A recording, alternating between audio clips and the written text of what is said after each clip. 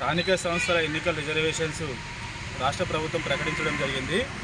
దాంట్లో భాగంగా నిజామాబాద్ జిల్లా బోధన్ నియోజకవర్గ పరిధిలోని రెంజల్ మండలంకి సంబంధించి గత 40 సంవత్సరాలుగా ఎస్సీలకు కానీ ఎస్టీలకు కానీ ఎంపీపీలో కానీ జడ్పీటీసీలో కానీ రిజర్వేషన్స్ ఇప్పటివరకు రాలేదు.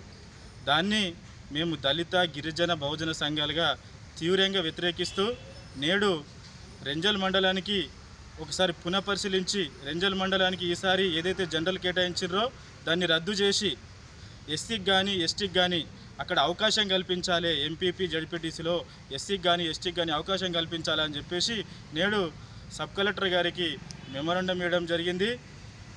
సుమారు 40 సంవత్సరాలుగా ఎస్సీకి కానీ ఎస్టీకి కానీ రిజర్వేషన్స్ ఇవ్వకపోవడం ద్వారా ఈ ఎస్సీ ఎస్టీలు రాజ్యాధికారానికి దూరమై వెనుకబాటుతనానికి గురి అవుతున్నారు.